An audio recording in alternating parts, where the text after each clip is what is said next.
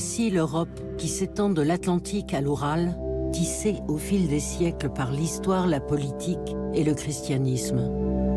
Les hommes y ont bâti des cathédrales, des églises, des chapelles, des monastères et des abbayes, à la croisée des arts, des sciences et des cultures. Au cours du temps, des communautés de moines et de sœurs ont incarné l'âme de ces monuments emblématiques. Aujourd'hui, ces lieux historiques sont-ils des musées ou toujours habités par des religieux? Quels sont ces hommes et ces femmes qui, au XXIe siècle, choisissent de se retirer dans les monastères?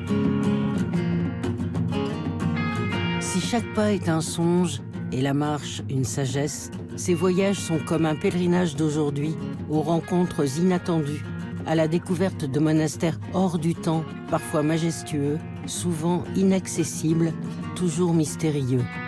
Les monastères des pèlerinages, les monastères des souvenirs, les monastères au bord de l'eau, les monastères qui se cachent au bout du monde, et puis les monastères insolites.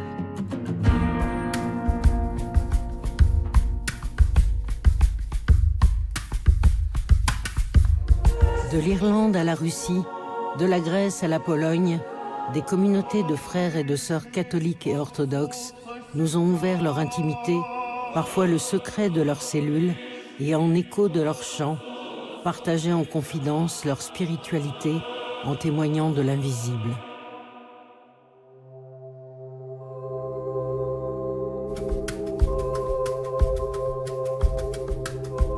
Chaque monastère bénédictin est étroitement lié avec le paysage qui l'entoure.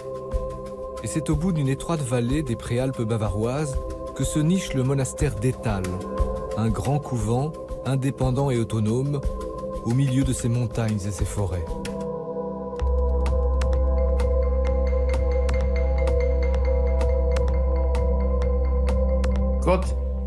Dieu existe, mais nous ne le voyons pas. On peut seulement le sentir avec le cœur.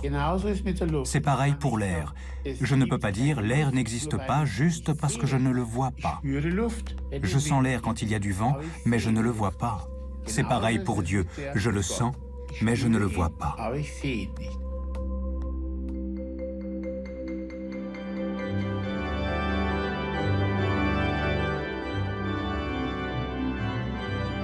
La Madone d'Étal a été offerte par le pape à Louis de Bavière. C'est de retour de Rome que Louis a fondé ce monastère bénédictin en 1330. Au cours des siècles, la bien-aimée Madone, symbole spirituel des moines, a toujours attiré de nombreux visiteurs et pèlerins. Et au XVIIIe siècle, le monastère gothique, enfin prospère grâce à l'exploitation forestière, a été transformé en une architecture baroque. Aujourd'hui, une communauté de 35 moines y vit.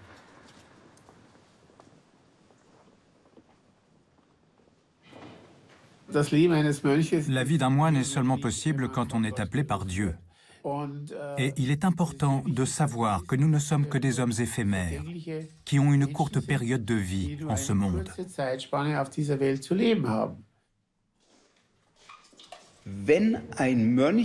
Quand un moine pense qu'il a déjà trouvé Dieu, il se trompe. Il doit en permanence continuer à chercher Dieu. Dieu est sa source et Dieu est son but.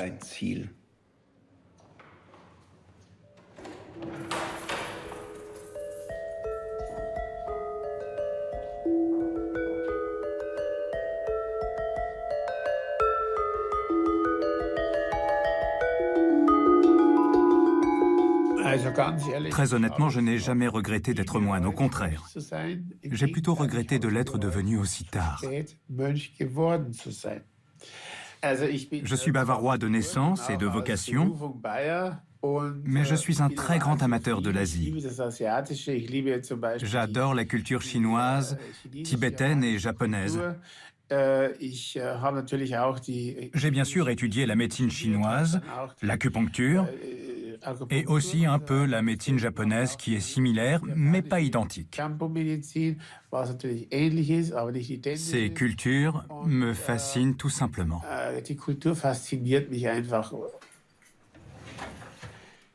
Ici, nous avons plus de 360 herbes chinoises différentes. Quand mes frères moines souhaitent être soignés avec la médecine chinoise, je leur prépare un mélange de plantes à partir des formules de cette médecine traditionnelle. J'élabore des thés et des pilules que je leur donne.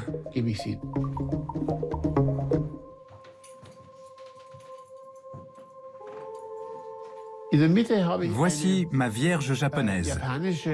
Elle est peinte sur soie. Elle m'a été offerte, je l'aime beaucoup parce que je la trouve très gracieuse.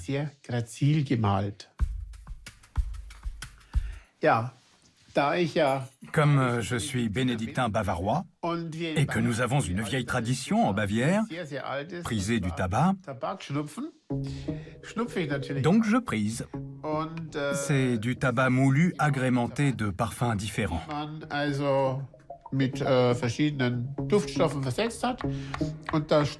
On le prise par le nez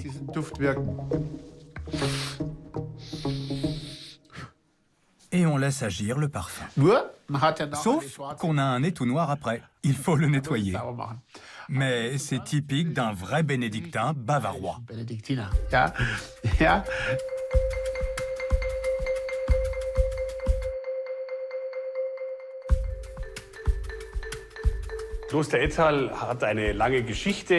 Le monastère d'Étal a une longue histoire, moins que d'autres monastères bénédictins, mais quand même vieille de 700 ans. Un monastère doit bien sûr évoluer sans cesse, autrement ça n'a pas de sens. Nous ne sommes pas un musée, mais une communauté monacale vivante qui s'adapte en permanence. C'est pour cela que nous essayons de développer nos activités, de façon à ce qu'elles soient toujours à la pointe de la technologie et de l'économie de notre époque. Quand un moine sait prendre en main une entreprise monacale, c'est bien sûr le cas idéal. Je suis très reconnaissant que le frère Vitalis puisse gérer tout à la fois, et la parfumerie, et la distillerie.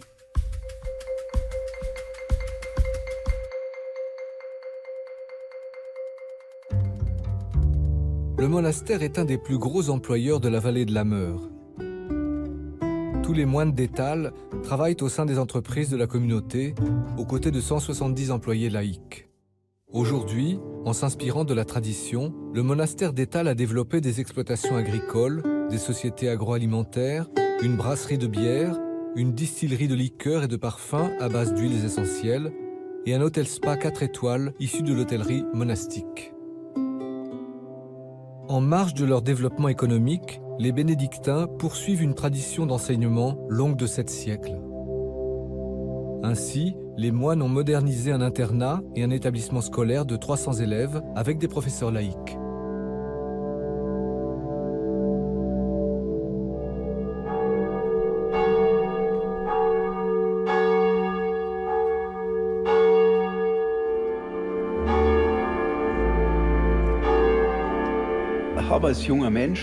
Jeune homme, j'ai commencé mes études à l'université, mais ce n'était pas en théologie. Je ne voulais rien avoir à faire avec le monastère. Mais un jour, je sais exactement quel jour c'était, j'ai réalisé que je devais le faire. Je me demande parfois si c'était le bon choix, si cela me correspond vraiment. Et il y a d'autres jours où je suis convaincu d'avoir emprunté le bon chemin. Il y a toujours une tension dans laquelle se retrouve l'homme, le moine et moi aussi.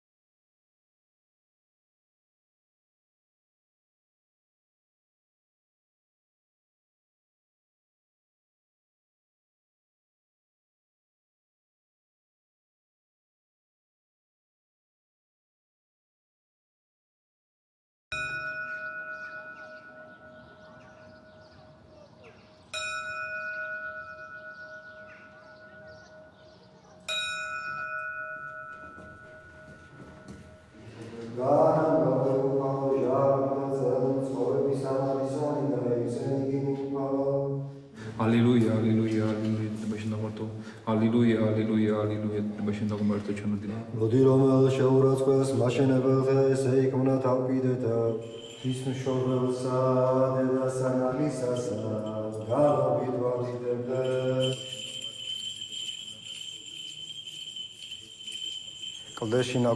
Vardzia est un complexe religieux taillé dans le roc. C'est le reflet du génie des Géorgiens. Vardzia est autant une œuvre d'art qu'un site religieux. Il attire les visiteurs du monde entier. Nous nous trouvons justement dans l'église centrale. Il y a 15 églises au total à Vardzia, et celle-ci est l'une des plus importantes.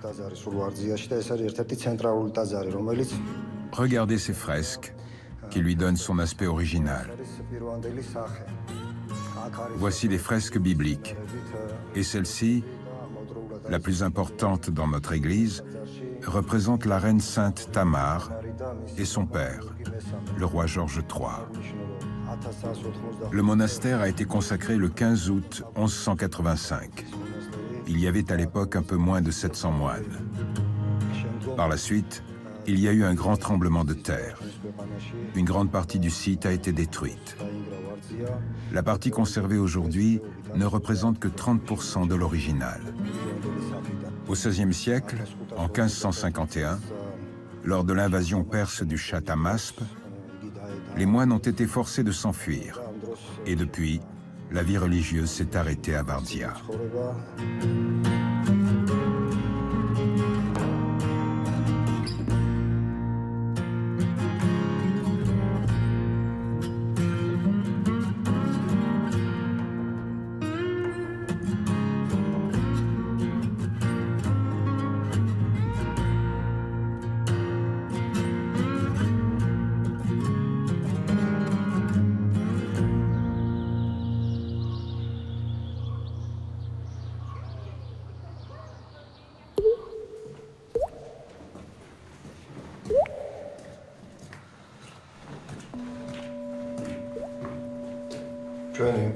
Nous nous trouvons à la source qui se situe à côté de l'église centrale de Vardzia, qu'on appelle de façon symbolique les larmes de Tamar.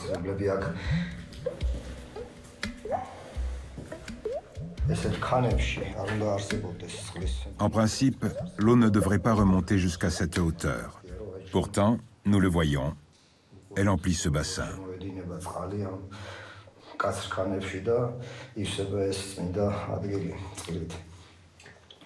Cette source est également connue pour ses vertus miraculeuses. De nombreux pèlerins ont été guéris après avoir bu de son eau.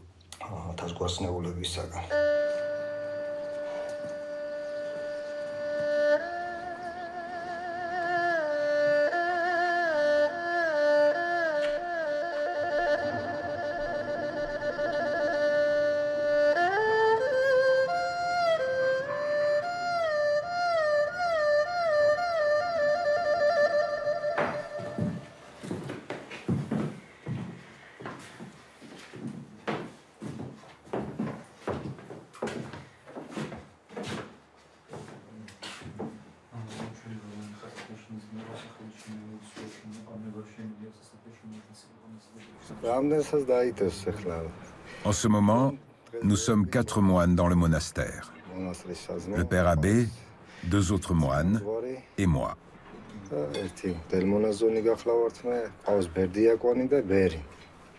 Je suis également prêtre. Nous n'avons pas de novices aujourd'hui. Mais souvent, des hôtes viennent, restent quelques mois et finissent par choisir la vie religieuse auprès de nous.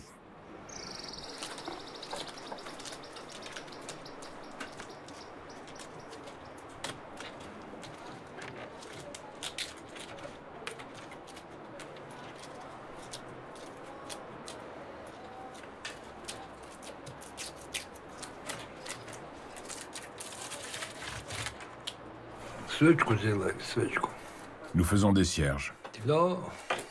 Des cierges pour les gens qui viennent prier. En fait, à première vue, vivre dans un monastère est très difficile, absolument à tout point de vue. Parce que c'est un renoncement à soi-même. La prière, la pénitence, la surcharge physique. Mais bon, la proximité avec le Seigneur vous rend tout facile. C'est vrai que ce n'est pas toujours facile, mais ça va. On se sent proche de la vérité.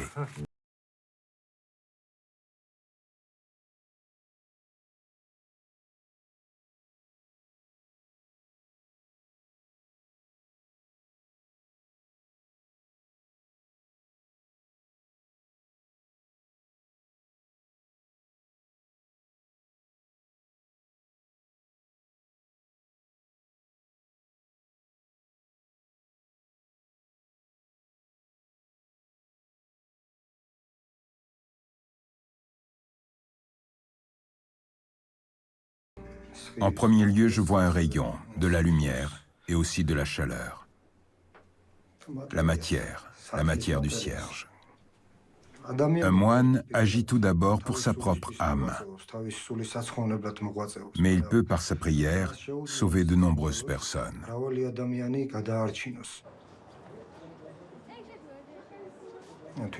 Le passage incessant des touristes est difficile pour nous, pour notre vie monacale.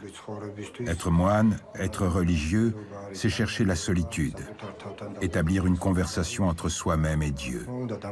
L'afflux de touristes est pesant, mais aussi indispensable, car ce site est unique dans notre pays et il attire les visiteurs du monde entier. C'est donc indispensable que tout le monde découvre et apprenne à connaître ce lieu saint.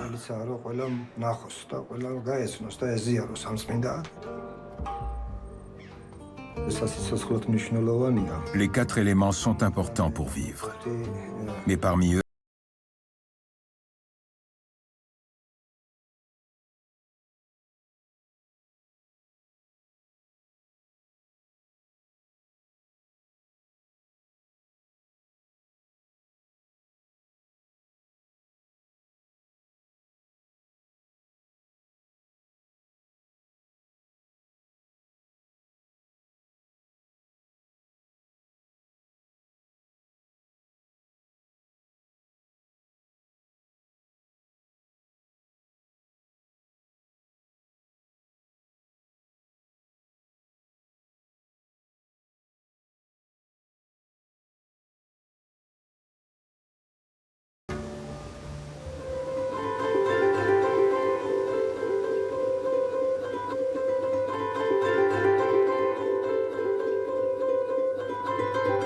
Glencairn, comté de Waterford, sud-est de l'Irlande.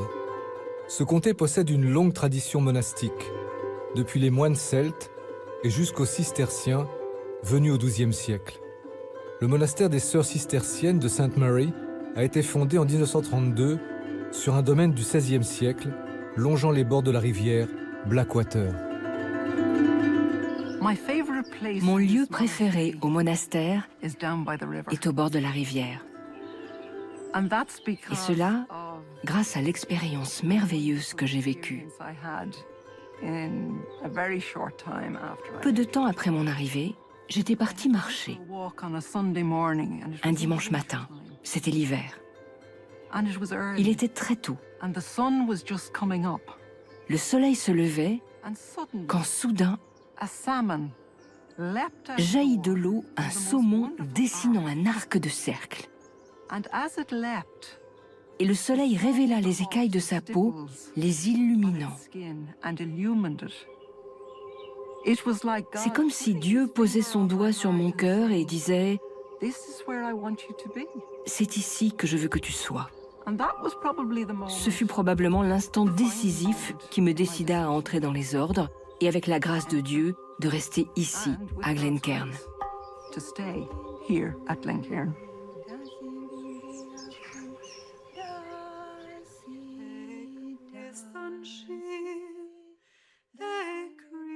Dans cette campagne irlandaise, on ne s'attend pas à rencontrer tant de nationalités différentes parmi les 20 sœurs de cette communauté.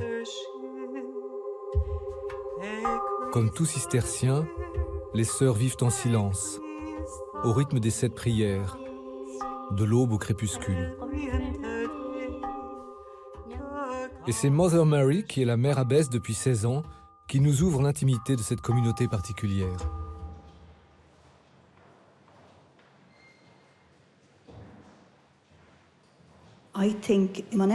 Je pense que la vie monastique est une alternative. C'est un lieu où la personne rencontre Dieu, mais aussi un lieu où elle se découvre avec ses failles, ses péchés. Il faut ouvrir son cœur et le laisser purifier.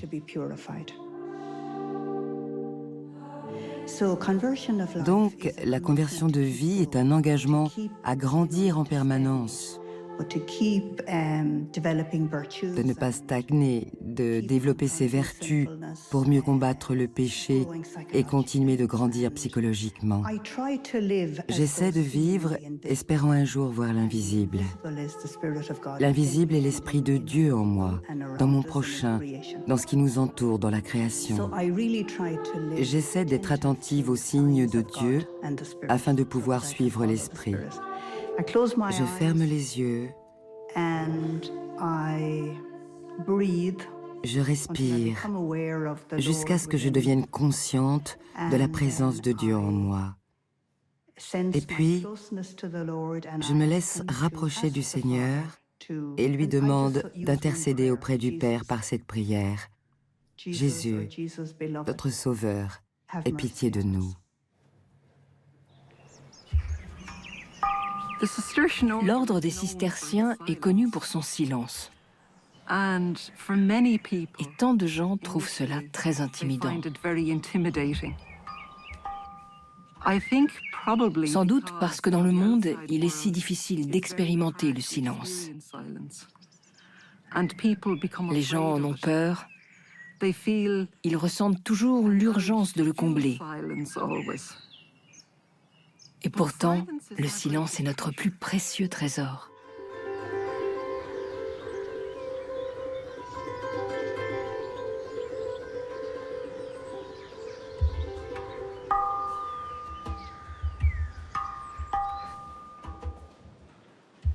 Il est important, quand vous allez chanter à l'église, d'être libre de toute pensée, idée, colère.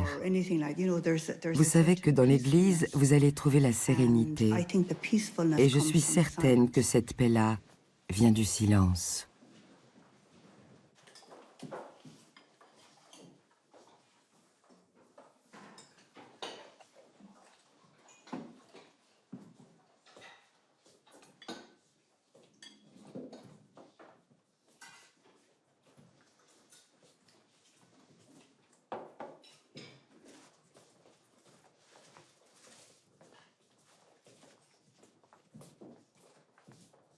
ebirungi bye nnina ku nsi kuno biva ku lwani ayi mukama gwabimpa ndikwebaza. Je courais le marathon. J'ai même été championne de l'Ouganda. Ici, je marche très vite. Je ne veux plus courir. Je suis venue ici pour expérimenter une vie encore plus intense. Et quand je suis arrivée ici, je me suis sentie plus à la maison que chez moi en Ouganda.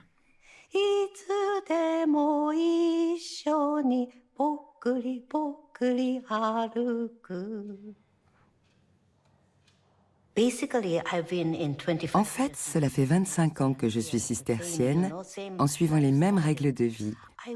Je dirais que la grande différence entre nos pays, c'est les saisons. La différence entre l'hiver et l'été, par exemple. Au Japon, nous avons 4 saisons distinctes qui changent tous les 3 mois. Mais ici, vous n'en avez aucune. Mais les sœurs disent, mais si nous avons 4 saisons, mais en un seul jour, en un jour.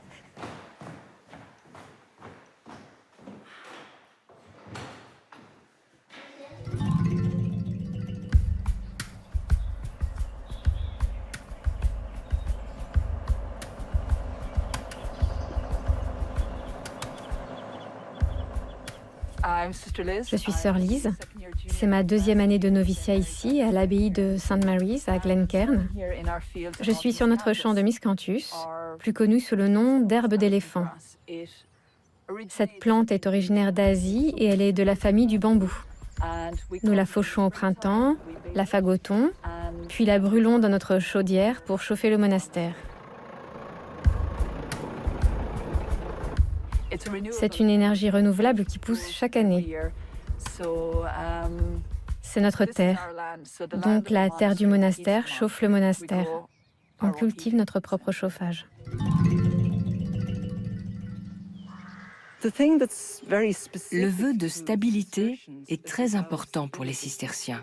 Ce vœu nous engage à passer toute notre vie dans notre monastère. Nous savons que c'est ici que nous allons vivre, travailler et mourir.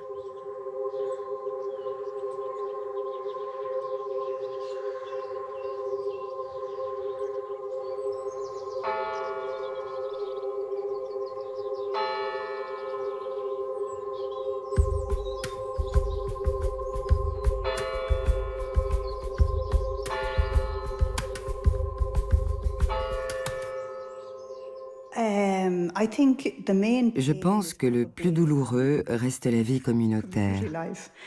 Il y a une part en moi qui préfère la solitude. Ainsi, tu ne connais nulle difficulté. Mais être abbesse est très prenant, exigeant, parce que vous devez vous occuper de vos sœurs et créer une atmosphère de douceur et de paix.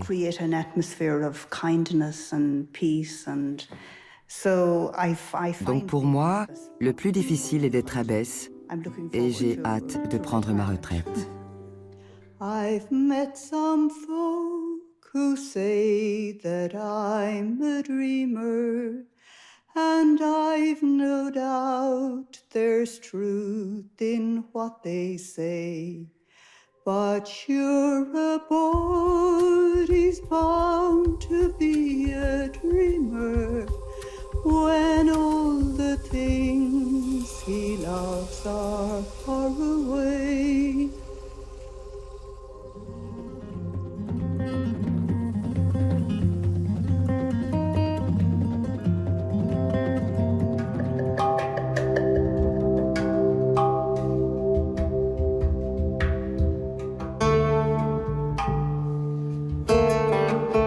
La Grande Laure est le plus grand monastère d'Europe. Durant la période communiste, seuls 50 moines y ont préservé la vie religieuse. Aujourd'hui, on assiste à une renaissance de la vie monastique en Russie. 340 moines, très jeunes pour la plupart, ont rejoint la Grande Laure. Chaque empereur de Russie l'a agrandie. La Laure, historiquement, est un des lieux principaux, culturellement et spirituellement, de Russie. C'est pourquoi, en particulier la période estivale, nous avons énormément de touristes, entre autres étrangers, qui visitent la Laure, alors que, en période hivernale, nous n'avons qu'une très grande quantité de pèlerins. Donc des gens qui viennent vraiment pour prier à la Laure. Ce monastère est connu pour sa cathédrale de la Dormition et son église de Saint-Serge, où sont exposées les icônes du grand peintre russe Andrei Roublev. Je suis né à Paris dans une famille très croyante, orthodoxe, d'origine russe. Je suis venu ici, dans ce monastère de Saint-Serge, qui a été donc créé par Saint-Serge au XIVe siècle, pour voir de l'intérieur ce qu'était la vie monastique. Je suis venu au départ pour 1 an et demi et ça fait maintenant 15 ans que je suis ici.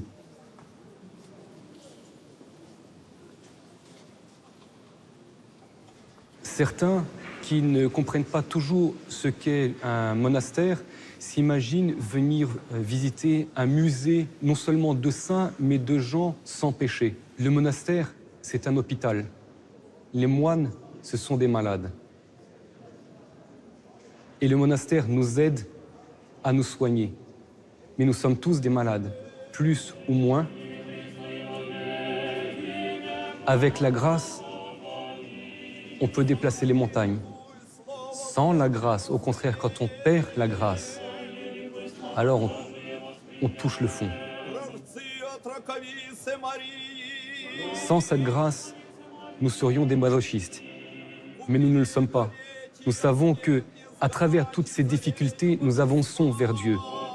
Et Dieu nous donne cette grâce pour nous donner du courage d'aller plus loin.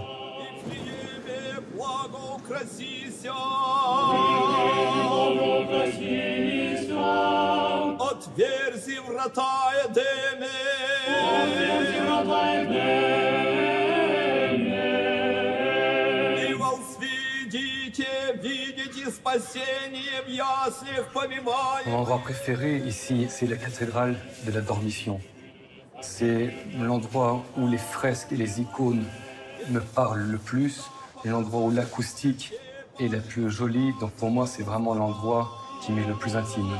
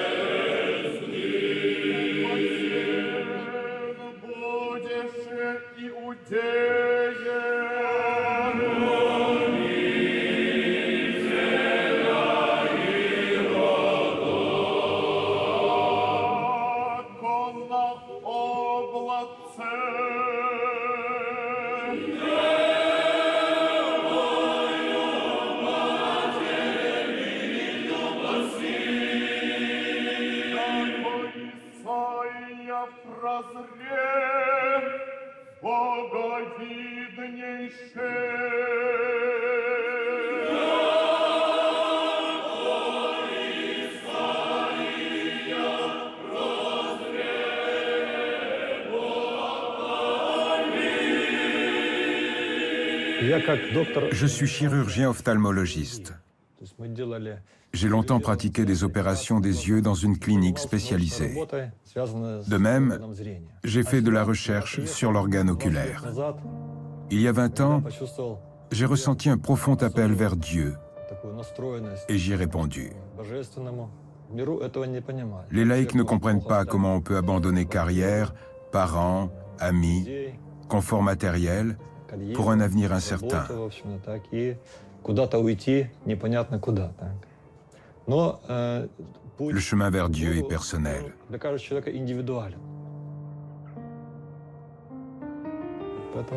Les 3 vœux, pauvreté, chasteté et obéissance, sont très importants et sont liés les uns aux autres. Il est difficile de faire la différence entre eux. Pour moi, celui de l'obéissance me semble le plus compliqué. Dans le monastère de la Laure, je reçois en tant que médecin des patients.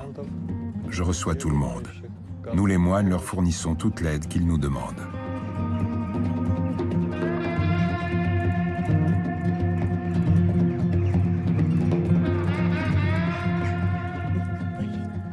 J'ai très mal au dos, là. On m'a fait une biopsie.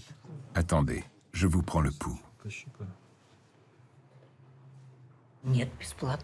La consultation est entièrement gratuite, mais on peut toujours faire des dons à l'église. C'est aussi pour ça que nous venons au monastère. Nous encourageons nos amis à consulter ici. Nous avons une petite retraite. Il faut 2 heures de route pour nous rendre ici, mais ça en vaut la peine. Nous consultons l'emploi du temps des moines médecins pour savoir quand venir.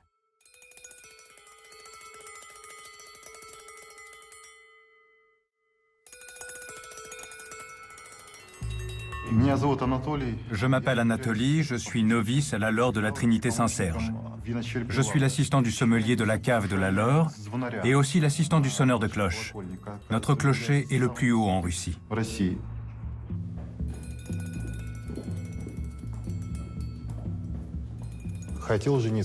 J'avais voulu me marier. Nous avons même publié les bans. Ma fiancée est tombée gravement malade, elle a failli mourir et nous avons dû annuler nos noces. Nous avons compris, entre-temps, que nous n'étions pas faits l'un pour l'autre. Nous sommes dans la cave de la Laure de la Trinité Saint-Serge, où on entrepose le vin pour l'Eucharistie. Après mon service militaire, comme beaucoup de jeunes, j'ai voulu servir mon pays.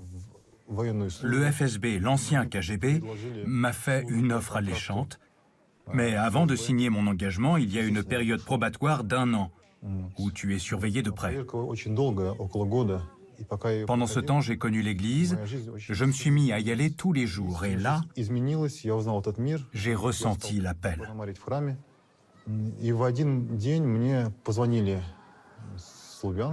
Au bout de cette année, le colonel du FSB m'a appelé pour signer mon contrat. Je devais choisir la vie religieuse ou la vie militaire. J'y suis donc allé et j'ai signé par inconscience. De retour au monastère, le père spirituel m'a houspillé parce que j'étais en retard à l'office de la fête de la Vierge.